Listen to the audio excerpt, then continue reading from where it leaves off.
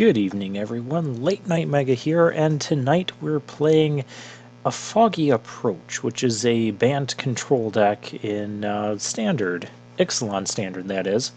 So I've been playing my Esper control, and I've been losing a lot to just these value artifacts and enchantments, whether it's Oketra's Monument, or it's God Pharaoh's Gift, or it's Anointed Procession and Hidden Stockpile. So that's just started to bother me. So I decided, we're going to really wipe the board, and I'm going to build a deck around Hour of Revelation, which is a 6-mana board wipe that destroys all non-land permanents. So all those value artifacts and enchantments that I just mentioned, those all get to go away. And for a bonus, it can cost 3 less to cast if there's 10 or more non-land permanents on the battlefield. So there's actually a lot to unpack with the synergies and deck design. So first thing to note, well, we're going to be playing more board wipes than this, but we need finishers. And what better finisher to go with, if we're constantly wiping the board, how about a finisher that doesn't require having a board to win? Approach of the Second Sun. So, yeah, we just have to cast this twice, and the second one just has to resolve, and we win. Land base, if you have any questions about the land base, speaking of value from the graveyards, Eternalize, Embalm, those have also been annoying me, so I have Scavenger Grounds. However, I only own one copy of this. In fact, I just kind of threw this deck together based on... I only had to buy like 2 Hour of Revelation and one other uncommon to get the rest of this. The rest was just kind of sitting in my collection. So if you're wondering why a certain card is missing or why there aren't more copies of a certain card, I just kind of went with what I had. Like I said, I haven't been super excited to play Standard. I'm not excited at all to play Modern right now. But this deck, makes it bearable for Standard for me. Yeah, you notice we have green here, and there's a few things that the green is going to be doing. In fact, this deck's going to have a lot of wacky cards, so let's just head up here and see all this craziness that's going on. So, one of the things this green is doing is Chef It Monitor. When you cycle it for 4 mana, you can search your deck for a basic land or a desert card and put it onto the battlefield. Note that it's not coming into play tapped, it's coming into play untapped. Meaning if you have 6 mana in play, you can pay 4, you can cycle Chef It Monitor, you can get a Scavenger Grounds, comes into play untapped, tap your other 2 lands and the Scavenger Grounds, and you can exile your opponent's graveyard. And you can do all this basically at instant speed on your opponent's turn without even having Scavenger Grounds in play. I find that funny. I did that to a God Pharaoh's Gift deck once. I was really amused by that. Other crazy things, well, we have more board wipes. Let's get to the board wipes. This deck is basically board wipes and fogs. Hence the name of Foggy Approach. So we've got 3 Fumigates, 3 Hour of Revelations, 3 Sell the Wreckage, and 4 Haze of Pollen. Haze of Pollen, 2 mana, just prevent all combat damage, and it cycles for 3. So what in the world is the purpose of this deck? Well, obviously we want to survive long enough to either get to the approaches, or we have some other things up here. With all the board wipes we're running, 6 sorcery speed board wipes that would affect our creatures, I decided, hey, let's have some indestructible creatures. So we have Kefnet and Seraph of the Suns. Seraph, just a 7 mana 4/4 flying indestructible. No one ever expects you to play this, ever. But it's really amusing when you do. Another cool thing is that these indestructible creatures, one of their main weaknesses is, well, Cast Out and Ixalan's Binding, which this deck does not care about Cast Out or Ixalan's Binding because we're running Hour of Revelation, and we'll just get it back anyways. We're also running main deck Forsake the Worldly. That's what happens when you run fogs and a ton of board wipes. And Sell the Wreckage, 100% of the time it's going to act as a fog, and some of the times it acts as a board wipe depending on how many of your opponent's creatures attacked. So yeah, board wipes, fogs, and that allows us to run main deck Forsake the Worldly. And if you're in a matchup, I never feel bad about having this in the main deck because I can cycle it away for 2 mana if I don't need it. So if I'm up against something like Teamer Energy, just whenever I get a moment, just cycle it away. We're also running Sensors, which are great for the early game, cycle later on to dig into more board wipes, fogs, or approaches. And Haze of Pollen, if we ever don't need that, that also cycles. So there is some synergy here with the cycling and the approaches. Do be careful, though, about cycling a Sheffet monitor after casting an approach. That's why I only have 2 Sheffet monitors in here. They're really nice because they not only get you a land, help you fix your mana, and accelerate your mana, but you also get to draw an X card off of it. So you are getting 2 cards for 1 there. But yeah, you don't want to be shuffling away your approach after you cast it. So other things that this deck does, you know, with all the board wipes and fogs and that, we want some mana fixing because we do need, as you can see, triple white. We've got double blue disallows. Those are pretty standard. So we are going to want to be able to accommodate that, and we've got green in this deck as well. So Spring to Mind. Spring lets us search up a basic land, put it into play tapped.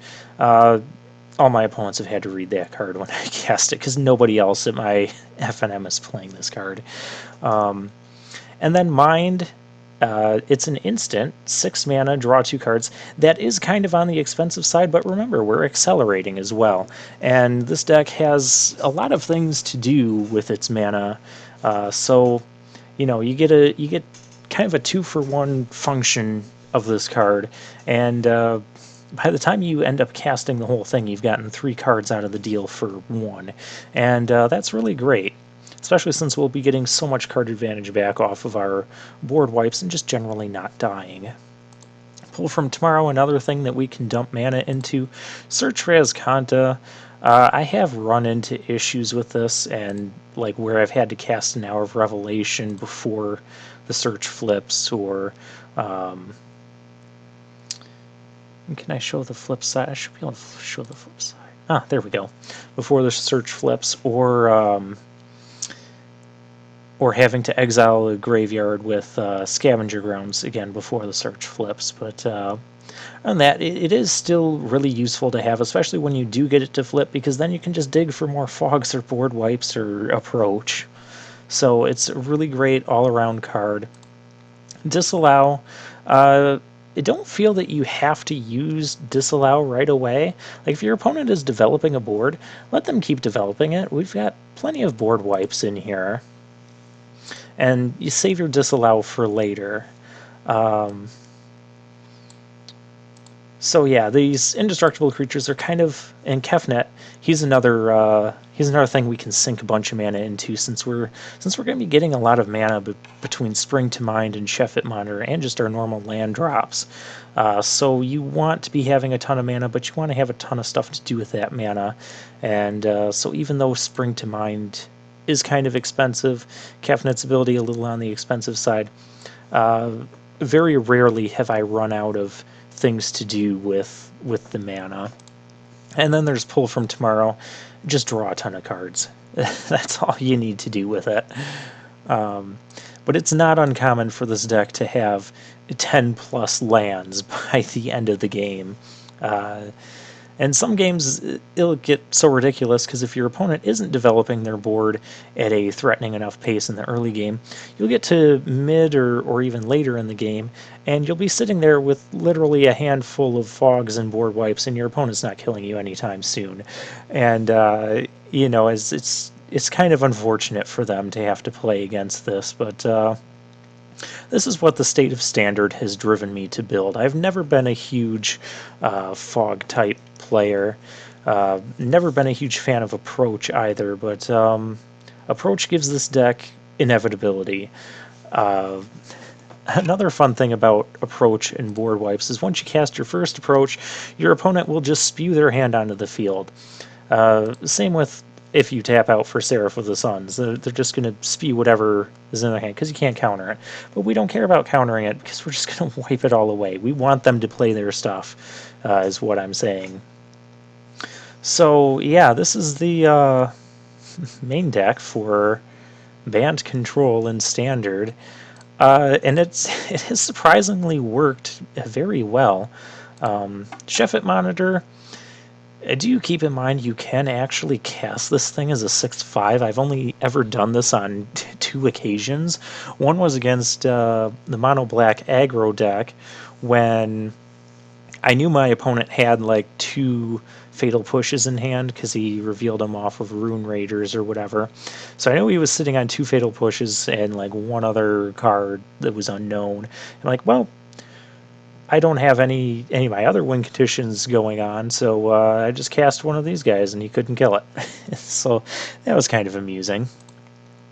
Yeah, Seraph of the Suns is indestructible. I mean, you don't get to really avoid... You can kind of avoid your opponent Settle the Wreckage with these guys, because you can have your disallows ready for that. Or, Vraska's Contempt, you can't do a ton about on the turn you cast these guys, especially with this guy, even though you're casting him for 7. Also, do take note of some other things, like if you have a single green and you have a Chef It Monitor and, say, 5 or more lands in play, you can cycle the Chef It Monitor, get yourself a basic forest to cast your Haze of Pollen in the same turn. So double green is sometimes a nice thing to have, even though there's not a ton of green cards, but sometimes it's really nice to be able to cast a Spring half, and you don't have enough mana for a board wipe or a Settle the Wreckage yet, but you do have enough for Haze of Pollen, so double green can be nice. Double blue is not as necessary to get as, say, your double or triple white. So there's times where I'll have double white and I'll have a green and I'll have a single blue, and I'll even have a disallow in hand. And I play Spring, and instead of going to get the other island for disallow, I go and I get another plains, because you want to make sure you have the triple white for the Hour of Revelation there. I'm sure the mana base could be made a little bit better. I did include some other deserts, so in the matchups where we want to be using this, we're probably going to be wanting to use it more than once. So yeah, there's some other deserts that you can sacrifice instead of just the Scavenger Grounds, so that's why that's there.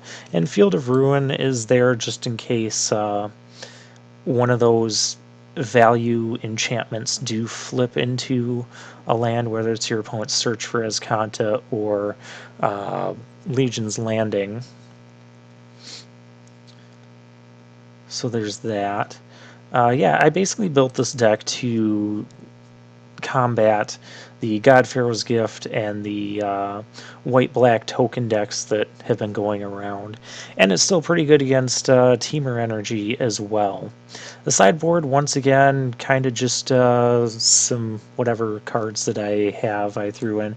Regal Caracals, you can bring in more if you need more life gain or creatures and whatnot.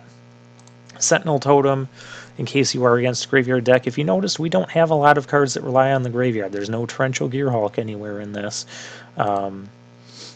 So we can kind of avoid our own graveyard thing. That was also part of the design of building around the idea of having Scavenger Grounds and Hour of Revelation and Chef It Monitor. I didn't want to have a ton of stuff that really relied on the graveyard.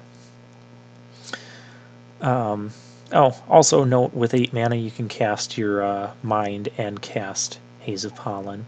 I like to try and reserve the Haze of Pollens for casting-wise for when I'm around like the 6 to 10 life point range. I think that's kind of the ideal, because you don't want to really get into a situation where your opponent's attacking with one creature or you're hazing one creature because you're at 2 to 3 life, and you can wipe the board, but then literally any card your opponent plays, you have to answer. Whereas if you haze when you have like 7 or 8 life, and then follow up with a fumigate or hour of revelation, well, then your opponent's probably going to have to play more than just a 1, 2, or 3 powered creature to try and threaten you. And then you follow it up with approach, and then they really spew their hand, and then you just wipe the board again. I like wiping the board. So yeah, sideboard is just kind of things that I've thrown together. I haven't changed it a whole lot since I started playing this deck. Just a bunch of negates and spell pierces for the control mirror, and Gideon's intervention for the control mirror, or Gideon's intervention could be just for any deck that has cards you don't like. Dovin Bant and Nissa, these two kind of will sometimes come in place of Kefnet and Seraph of the Suns.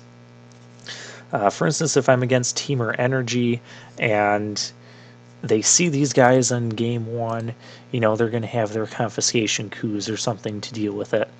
So I'll often board them out and board in Nissa and Dovin Bant. And that just gives you, again, some alternate... Well, Dovin Bant doesn't really win you the game, but he can be quite obnoxious.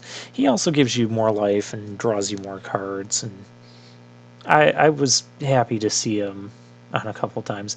And he can also, with his +1, just kind of encourage your opponent to, or force your opponent to play more than one creature at a time. Again, just kind of walking into your fumigates and whatnot. There's no cast out in this deck, though. Take note of that. No cast out because, well, we're playing Hour of Revelation. We don't want to blow up our own cast out and give our opponent back their stuff. So, yes, that's something to be mindful of. Yeah, and Nissa Vital Force, this can also become kind of a silly win condition. Or just a silly... the Nissa emblem is really silly. We've got 26 lands in this deck. And with the Spring to Mind, you play Spring, you get a land, and you draw a card off of it with the emblem. And Nissa can ultimate after just one turn of plussing. So I find that to be a little bit absurd as well.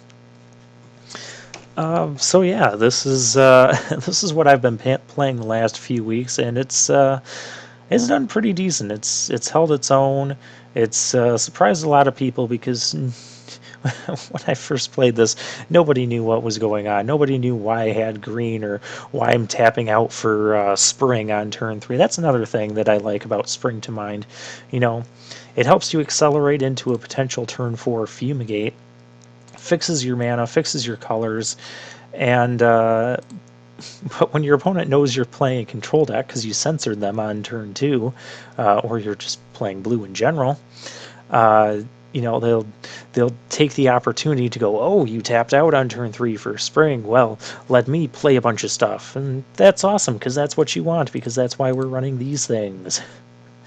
So yeah, there's a lot of interesting little synergies like that in this deck, and it works out. It works out a lot better than I first expected, but yeah, so this deck kind of does what it was designed to do. It really stops those value artifacts and enchantments from ruining your day. So yeah, I like it. That is a Foggy approach in Standard. I don't know if I'll have another Standard deck before the next set, Rivals of Ixalan, comes out, or how or what's going to change.